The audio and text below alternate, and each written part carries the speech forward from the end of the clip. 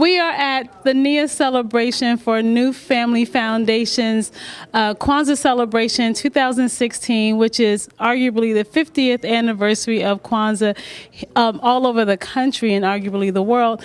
And we are celebrating at the Young Men's Leadership Academy today. Today, the Interfaith Performing Arts Center provided us purpose boards, and folks are coming in and they're writing down what their purposes is. One says, "My purpose is to follow the Lord and do his bidding." Another one says, "Keep my positive look toward people, Wilson." So we have all these different purposes. I haven't written mine yet. I'm going to think about it. And here are some folks who have just written their purpose, and they're putting it on the board to add to all of this. We have a lot to fill up. We have a lot of guests here today. So by the time we leave here, this thing will be full of purpose. These are the purpose boards for NIA, which means purpose. And I wish you were here. This day is really incredible. What was your purpose? What did you say? Oh, this one says, "Strive to unite our community to be more supportive and positive." Be more supportive and positive in our community. Can't argue with that, right? That's a great purpose. What did yours say? Did you make one? I agree with that purpose. She agrees with his purpose. Right. Go figure. So let me see. We just want to show you how it's done otherwise. 5, 6, 7, and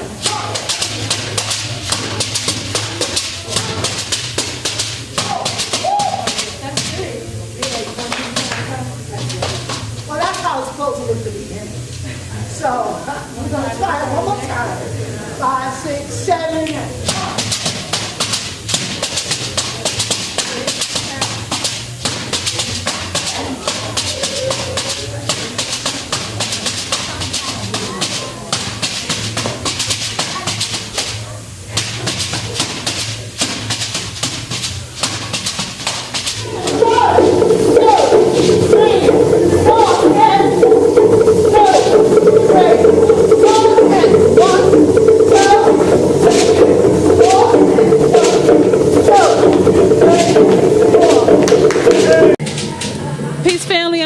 Queen, the president of New Family Foundation. We're putting on Kwanzaa, but we could not have done this NIA Day without Rosanna Elder, who is the founder and president of Interfaith Performing Arts Center.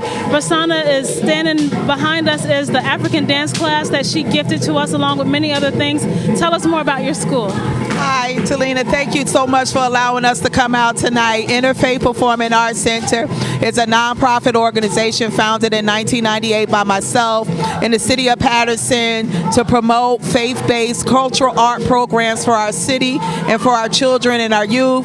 Today, we are a creative sponsor for African dance, African mass, as well as our purpose board. We're very excited. Check more out about our program at our website, interfaithpac.org. And we are having so much fun. Peace family, we are here at the New Family's NIA celebration at Young Men's Leadership Academy, and what we have here today is mask making with Ian. We are constructing African masks from construction paper and other supplies that you can find in most art kits. We have lollipop sticks, scissors, construction paper, and we are making masks in whatever likeness we want with Afrocentric elements. So that's what we're doing here at the NIA celebration at the Young Men's Leadership Academy, and we are having a really good time. Unity is when you challenge injustice together. That's real unity. When you challenge injustice together. Otherwise, we just in a ceremony. A ceremony is the going through of motions. Ceremonies, in fact, reflect some historical event that may have taken place in times back. So we have a ceremony to kind of reenact what happened in that historical event, to try to capture the spirit of what happened at that time. But the problem with ceremony is that ceremony becomes routine. just go through the motions, and we don't really capture the spirit of what happened in the historical moment that we're trying to remember. How many of you saw that movie, 12 Years a Slave? You saw 12 Years a Slave? That brother, he was free. And they caught him and put him back into bondage. And what was happening? He had been a free man, and he was trying to do what? Get free. And every time he would get free, what happened? He'd get caught. And what happened? He'd get punished.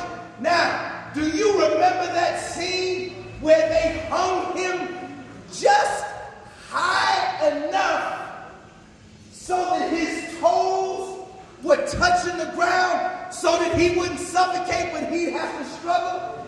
And what did you see going all around? The other slaves on the plantation were going about their business like nothing was happening. He was hanging by his neck, strangling and suffocating. And everybody, in fact, you even saw a scene where the children were playing. They were playing right next to him because the punishment had become normalized. The punishment had become normalized. So the question becomes, are we unified at the point of challenge? Unity in the abstract is ceremony. We need unity to, in fact, make change and make progress. And even today, I still hear people say, oh, black people can't get unified. I still hear that. We're in the 21st century, and I still hear people use the word black as if it's an insult. You want to start a fight with somebody. What's the first thing you hear? You might even hear that before you hear curse word. We're in the 21st century, 40, 50 years after the Black Power movement, after the Black Cultural Arts movement, after James Brown's record singing, say it loud, I'm black and I'm brown. And some of us are walking around still ashamed of being black. This is one of the very reasons why we have Kwanzaa, to in fact remind us of our greatness. We are a great people, despite whatever challenges. Yes, I know there's a lot of crime in the community. I know there's a lot of drugs in the community. I know a lot of brothers walking around with their pants hanging off their body. Yes, I know all that. But I tell you, as I stand here, and as I live and as I breathe, I am proud of being a descendant of Africans here in the United States of America. We are a great people. And Kwanzaa is a holiday that was born in struggle. It wasn't somebody just sat around one day and said, oh, let's make up a holiday. Let's just make something else. It'll be nice. Kwanzaa was born during the 60s. And the 60s were a time of struggle. And some people talk about how terrible the 60s was. I believe the 60s were the best decade of the last 60 years in the United States of America. Because whatever progress we made, most of it was made between 1960 and 1970. The passage of the Voting Rights Act, the passage of the Civil Rights Act, the passage of the Higher Education Act, the passage of the Fair Housing Act, the Black Power movement, the Civil Rights movement.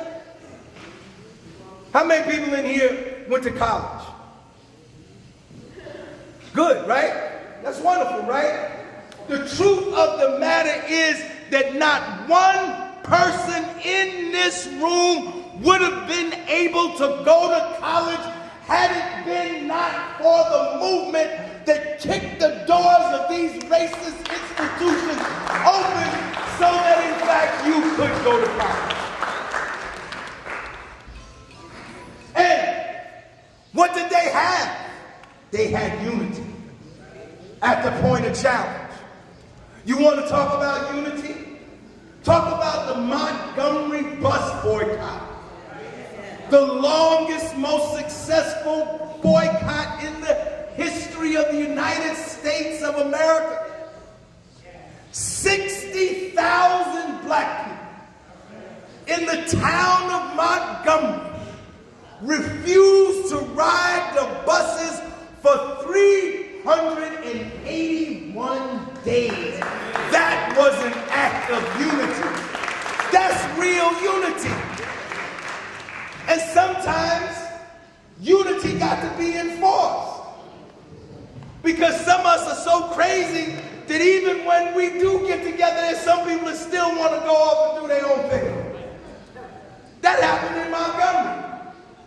And they had patrols that would go out and watch to see who was riding the buses, who was trying to break the boycott. Dr. King was the leader of the Montgomery Improvement Association. Don't you know there was a group of ministers that broke off and tried to form their own group to declare an end to the boycott? They declared it, but nobody listened to them because the people were unified. Nobody listened to those misleaders, and that's what they were. Right? Despite what they might have believed themselves at the time, they may have actually believed that they were doing some good. Because they was like, well, Dr. King gonna get us fired. We gonna lose our job. If my boss find out I'm with this boycott, he gonna get me fired. He gonna fire me. The bank might call my loan. See, real unity is about sacrifice. If there ain't no sacrifice, it ain't no real unity. Real unity is, it's easy to go do something when there's no price to pay. How many of us take a stand when there's a price to pay? I just hope that everybody in this room, before you meet your end, before you die, can in fact say that yes, in my lifetime, I took a stand when my odds were against me. I took a stand when it was unsafe for me to do so. I took a stand when no one else would take a stand with me. I took a stand even if I had to stand alone. If you haven't had that experience one time in your life, then you really have not lived. Then you really have not lived.